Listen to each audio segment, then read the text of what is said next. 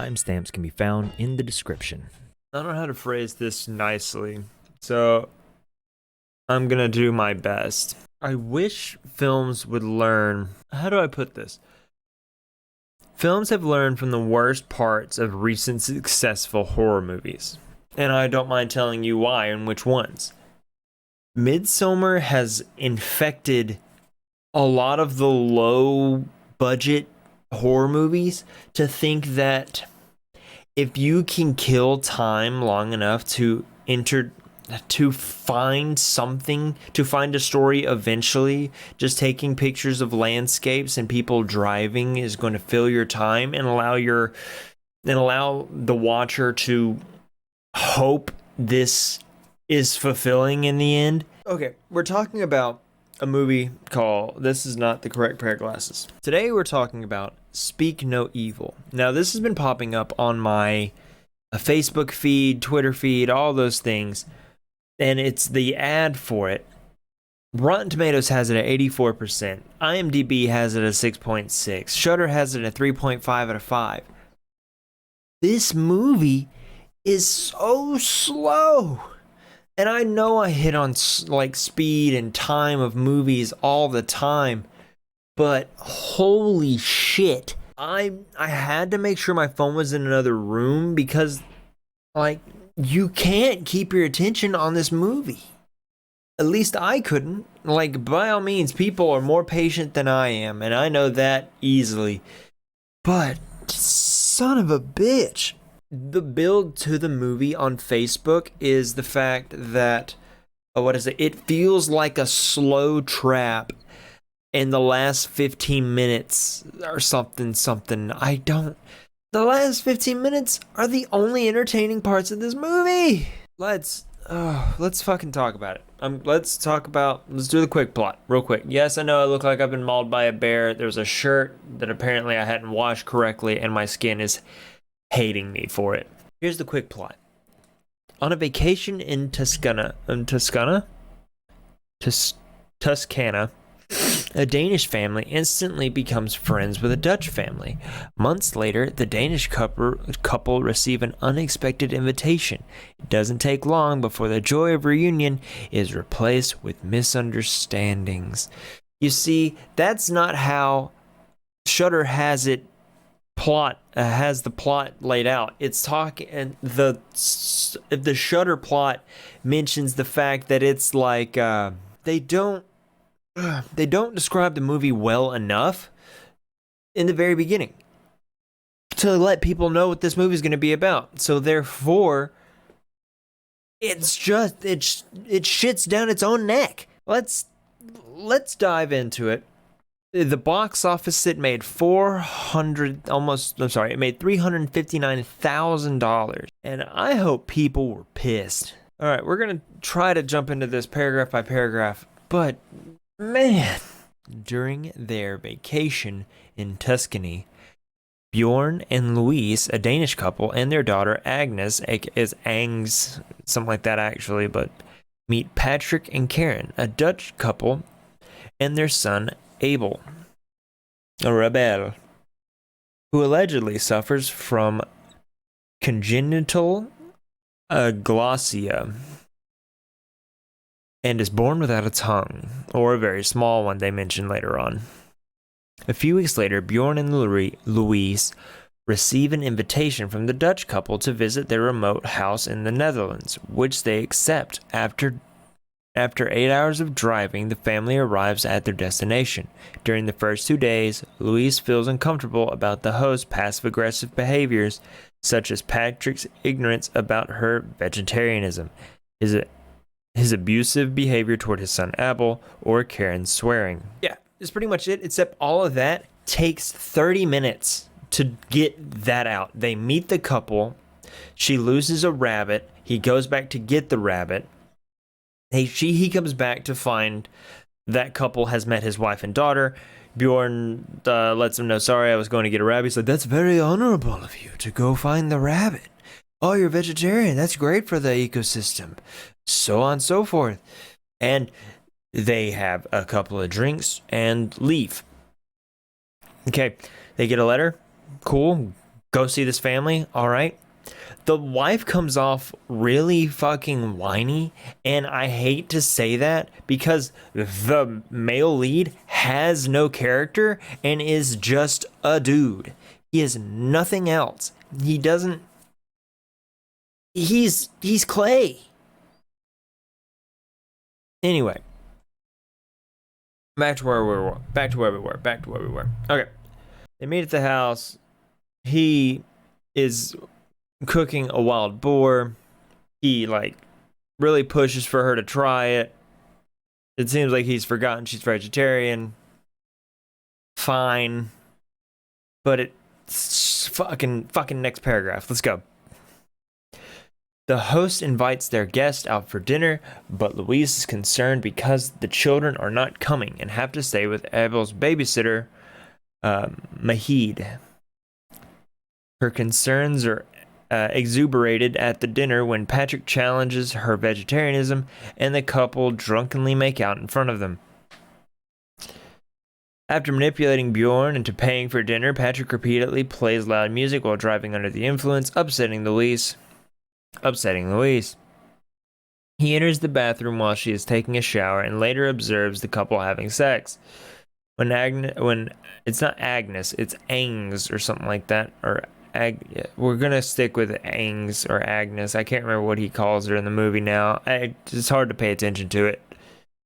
When Agnes calls to sleep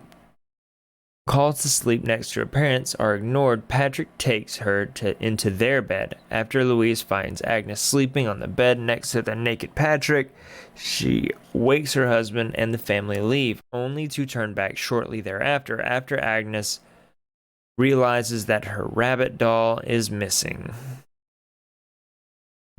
Yeah, that's your first bit of horror, is a peeping Tom checking you and your wife doing it in the window and making out and being scummy and making them pay for their food, their dinner night. Okay, that's fine. That's not horror, but okay. The sleeping next to the naked Patrick thing is kind of like slid under the table and it's just like, oh, we have to go now. All right, like playing loud music is not a crime. Driving under the influence is, but I don't know if it is in Danish or Dane or Netherlands. Sorry. None of this matters. Next. Back at the house, they are confronted about their sudden departure by the host, who now act enraged and disappointed. Bjorn fails to be blunt, so Louise briefly expresses the things that made her uncomfortable. Karen apologizes, but challenges her on why Agnes must sleep in their bed in the first place. They eventually convince their guests to stay. The women work in the yard while the men buy groceries. On their way back, Bjorn and Patrick bond as the former attempts to explain how often he suppresses his emotions, compromising his true self. Patrick takes him to a beach where they practice screaming therapy. Later, when Louise cuts her finger in the kitchen, the couple discover that Patrick lied about being a doctor and is actually unemployed. After the dinner, the children perform a dance that they had practiced together. Patrick treats Abel abusively for his mistakes and throws a glass towards him, which results in Bjorn arguing with him. Yeah, that's the slow burn of the movie. Is a dude lied about being a doctor. They go and scream together on top of a mountain or like a salt hill. Guy gets mad at kid and is super abusive. Parents argue about whether that's the right thing to do, and that's the very tense situation. Okay, like fucking why? Why would you feature this film? By the way, Shudder, this should not be on your front page. It's slow. It's child abuse is the main thing of the film. It's not scary, and at any fucking point. Next paragraph. We only got 2 left. I might knock them both out at the same time, because it doesn't fucking matter. One night, Bjorn discovers a cabin behind the house and finds a collection of empty luggages and cameras inside. Amidst the collection, he also discovers numerous photographs on the wall depicting Patrick and Karen with other couples with young children on holidays, suggesting the Dutch couple's patterns of deceiving families in order to murder them, abduct their child, cut off their child's tongue, and use the mute child to repeat the cycle. Bjorn realizes that he and his family are the couple's next victims. On his way to get his family, Bjorn finds Abel's body drowned in the pool. They successfully escape, but Bjorn does not tell his wife about his discovery. After their car breaks down, Bjorn is forced to leave and search for help in the vicinity, but returns to find his family trapped inside Patrick's car. He obeys Patrick for the sake of his family's safety, remaining silent in the car. When Louise eventually becomes suspicious, she is ordered by Patrick, who now beats Bjorn into submission, to remain silent. As he stops the car, what did I say earlier? And holds down Louise, while Karen cuts off Agnes's tongue. Mahid, yeah, that's it. Mahid or Mahaj, I can't remember. I think it's Mahid. Mahid leaves with Agnes, and her parents are taken further into a deserted road. Before the Danish couple are forced to get undressed, Bjorn asks them why they're doing this, and Patrick calmly replies, "Because you let me." Bjorn and Louis are then forced into a ditch where they are subsequently stoned to death. Sometimes later, a mute Agnes is forcibly playing the role of the Dutch couple's daughter as the couple target another vacationing family for their next potential murder. No one cares. Not at all. I should have watched the trailer. That's on me, and now I know that that's on me, and I won't be doing that ever again. Now, let's talk about what I thought was wrong with the film. Spoiler alert, it's time. All of it takes so fucking long to get to anything. The reveal that he's unemployed and he lied about being a doctor, he barely mentions about being a doctor for a split second. And then immediately when folded on that and saying he's unemployed, they're staying in the house. He says something small like, I find it embarrassing that I'm unemployed, so I lie to make conversation. It's like, no, not at all. We're in your home. As soon as they make me pay for dinner that they invited me to, it's not happening. It's just not. Like,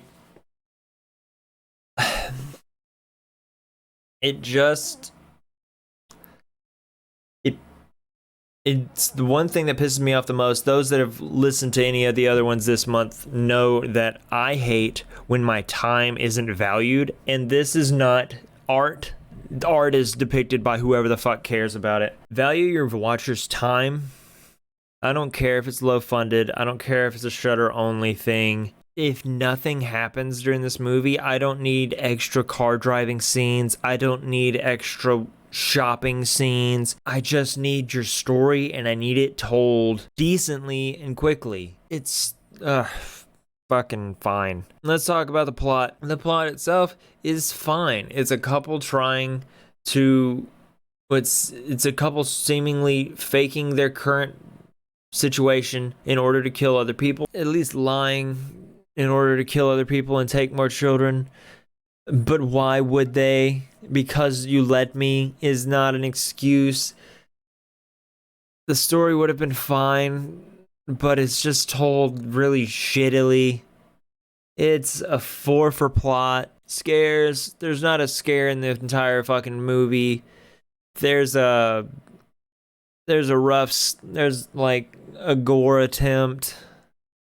That's all. That's a 1.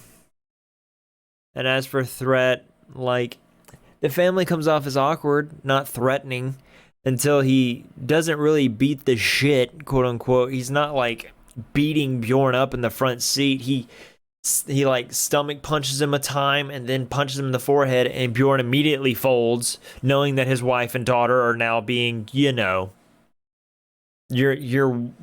daughter's having her tongue literally cut out of her head, and you're like, oh, it's stomach punch, no.